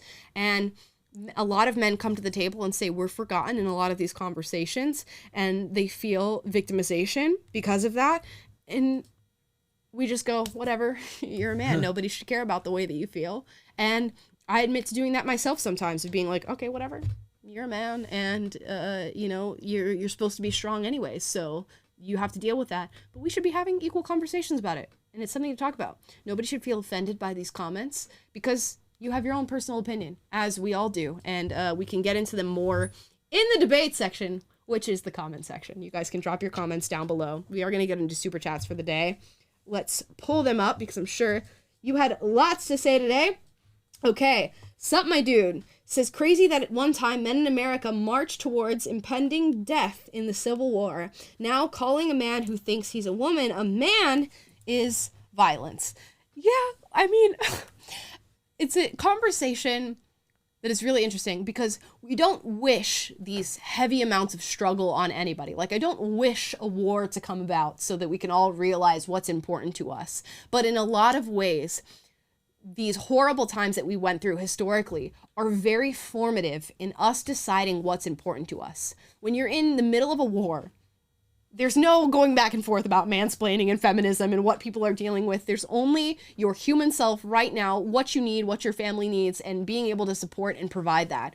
And in a lot of ways, I think generations need a struggle like that to gain a sense of who we actually are, and to step outside of ourselves for a second, to not worry about the things that are just right in front of us, to worry about something larger. But alas, we're not in those times, and I'm grateful that we're not in the times of a civil war. But sometimes you need something to step outside of yourself with. I'm like, bring it on. Oh my gosh. At this point, some sort of great challenge so. for Western civilization would probably do us better than good, because the flip side of it is, you know, it's that cycle that they talk about, like weak men create hard times, strong men create, you know, hard times create strong men create good times create weak men. It's that cycle that we're in, and I'm like, I think it's just bound to happen again, but at this point, I'm almost welcoming it, because I feel like we're definitely in the weak men create hard times moment. Yeah, I mean, I don't know what those hard times are going to look like. I am scared. Okay, Abby Pai said, Amala, did you get the Understand Myself test and email I sent you? Yes, I did. Thank you so much for sending that my way.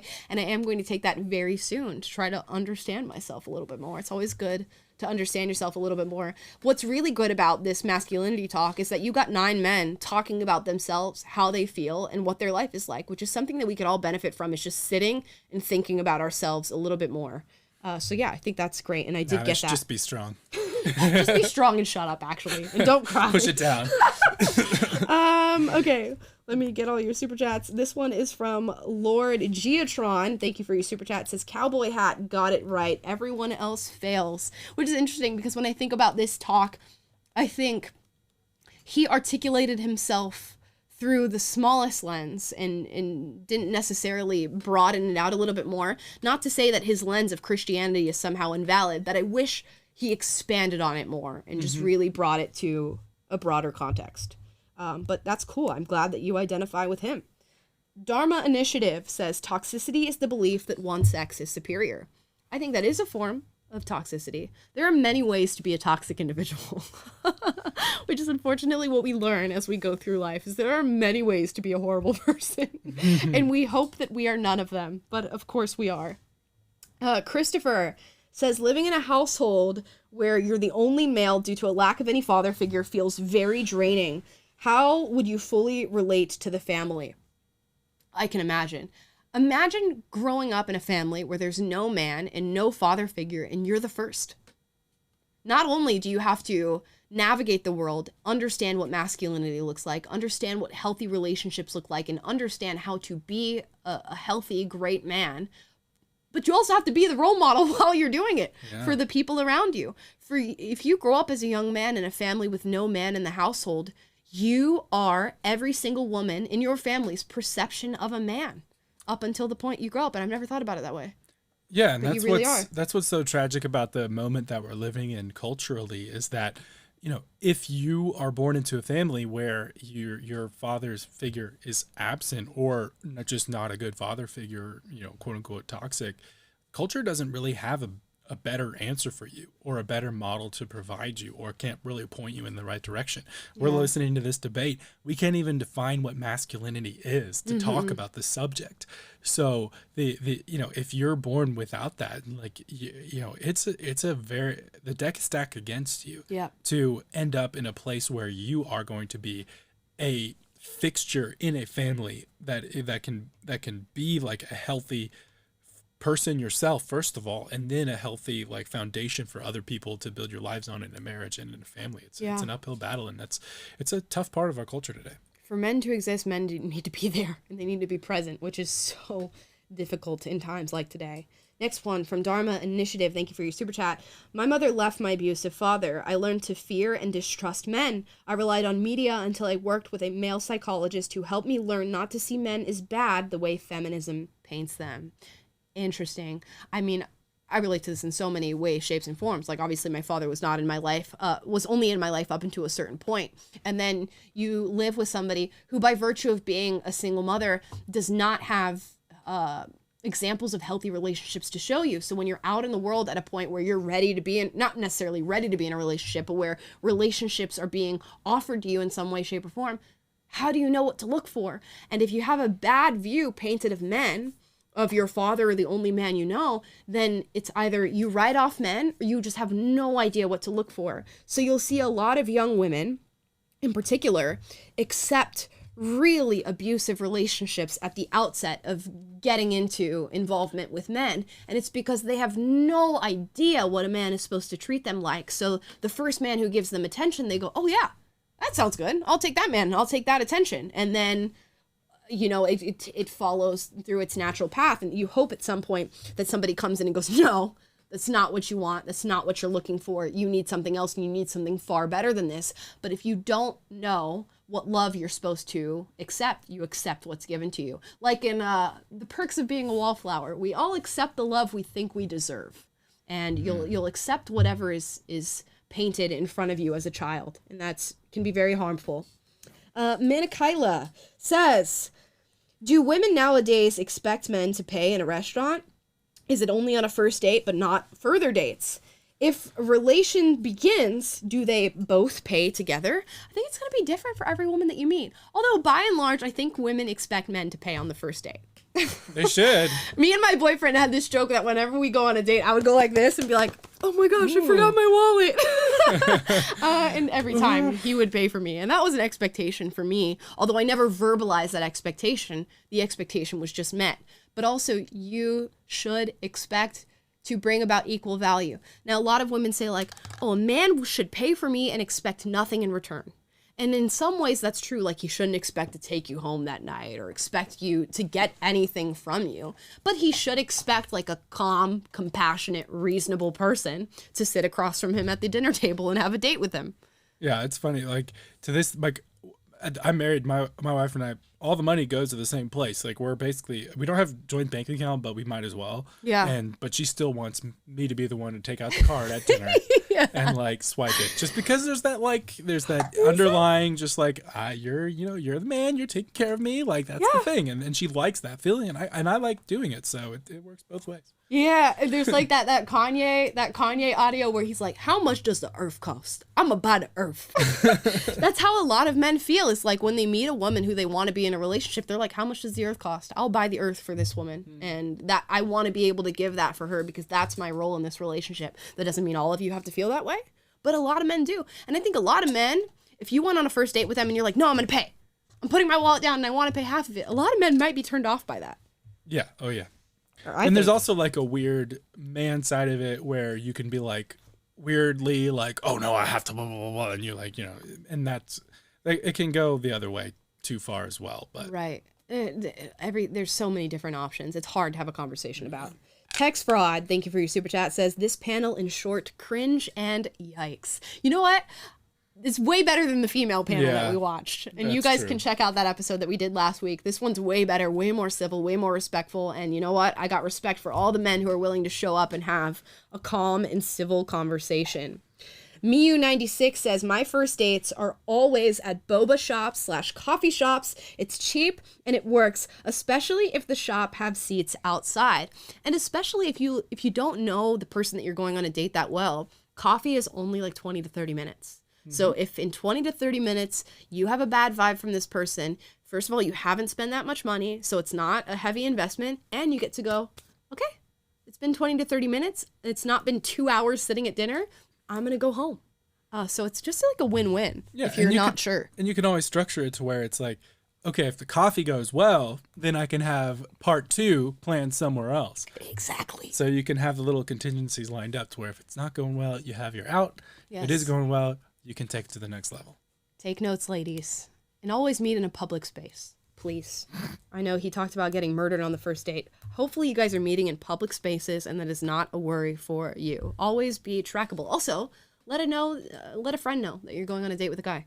And have a contingency plan if things go awry. Eric Carroll, thank you for your super chat. Says, I'm a musician and I love to hear you play guitar and sing. You guys can check that out on my Instagram.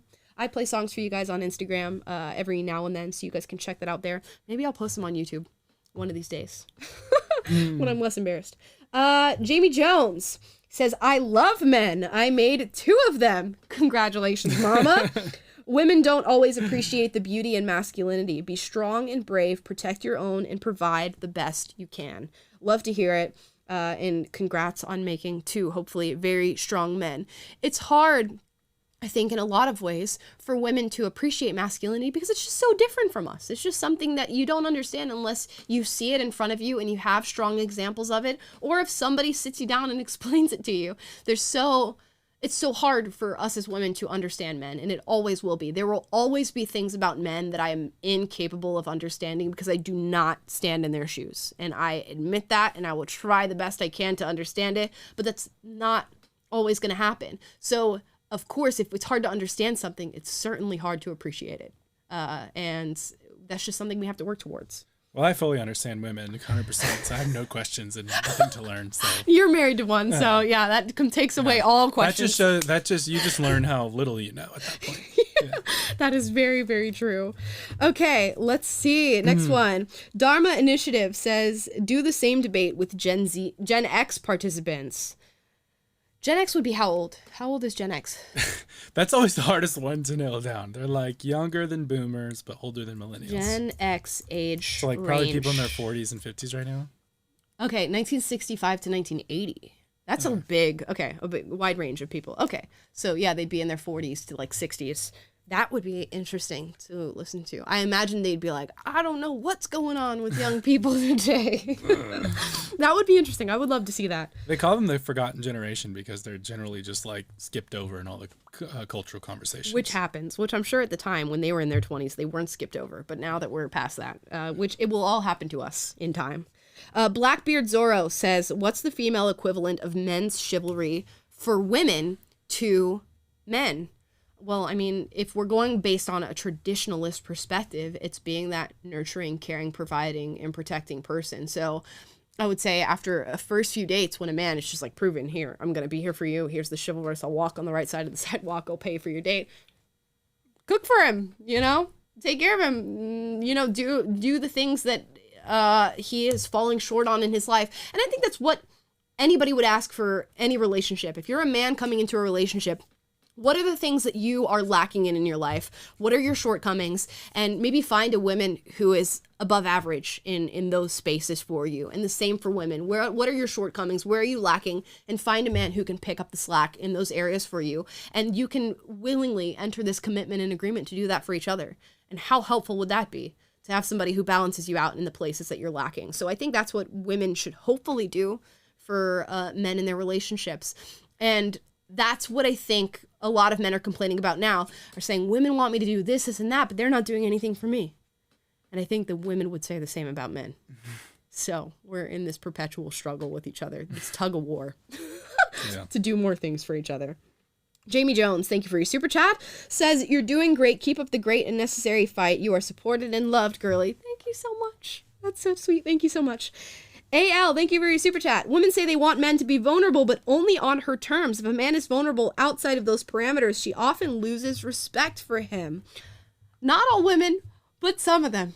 Some of them. I've legit heard women say, yeah, I told my boyfriend he could cry in front of me, and then he cried in front of me, and I was not attracted to him anymore.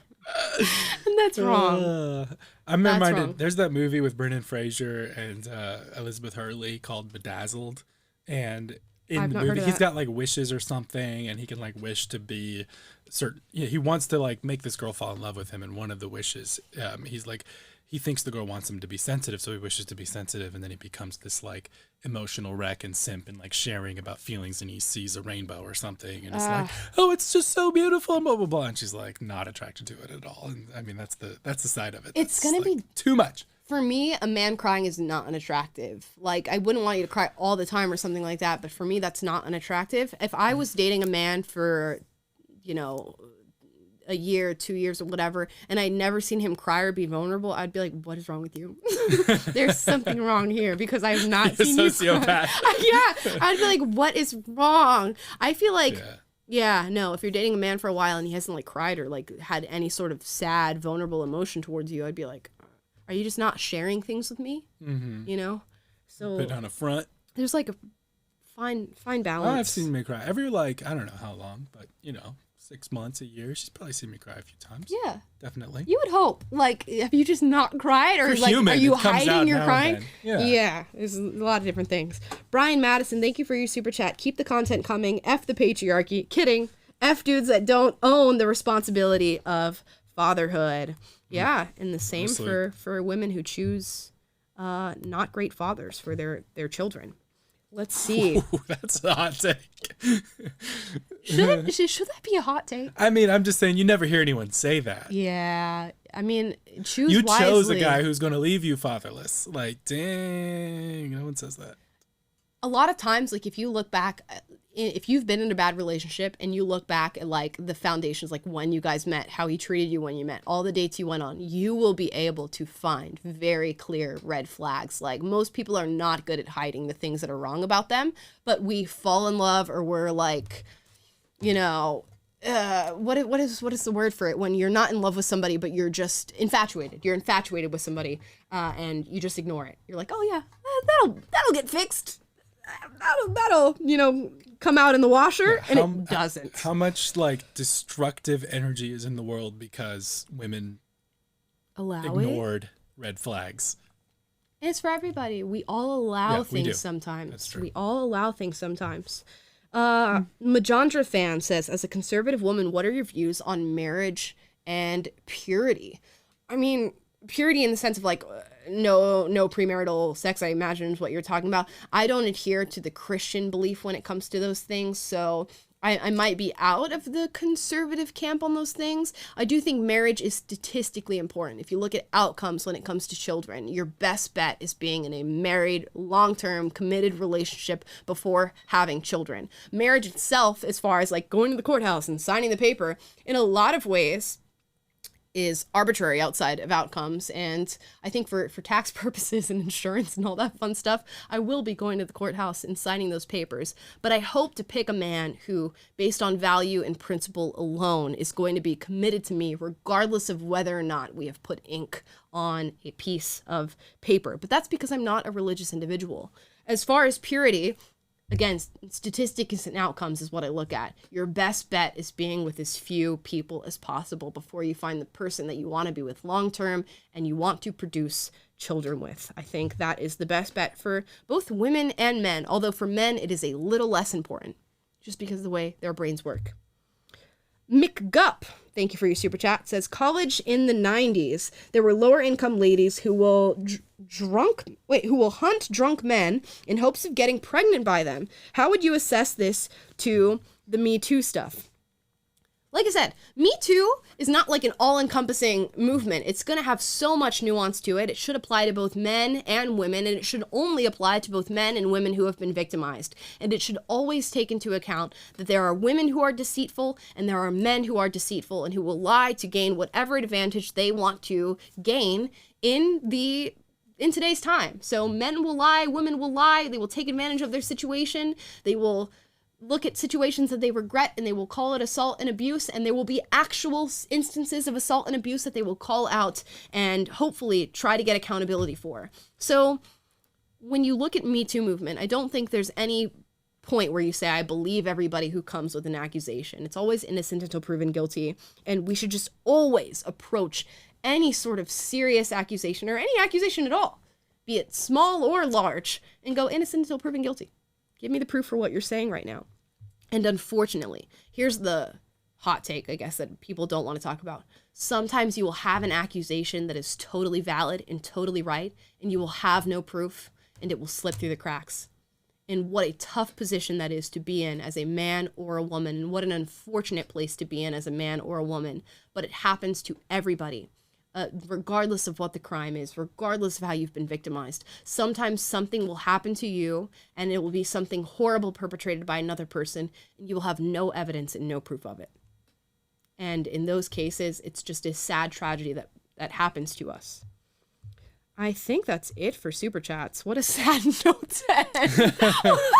What a sad note to end the show on. Guys, let me know if you want me to do a part 2 on this, because we only got halfway through the video and I have a feeling there's so many more interesting things to talk about and so many more perspectives to get into on these different issues as they pertain to men and women. Let me know. We might do that for Wednesday's show.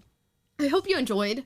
Please like, subscribe, click the notification bell to be notified every single time we're live and every single time we post a video, which is every single day. We never leave you hanging on this channel. And drop a comment down below. What is your definition of masculinity? And how has that definition affected you in today's day and age or in your life historically? How has that shifted and shaped your person and your being? And how do you uniquely show up as a human being in today's day and age? Because we all do exactly that. I hope you guys have a fantastic day. We'll be back tomorrow with another video. Bye, guys.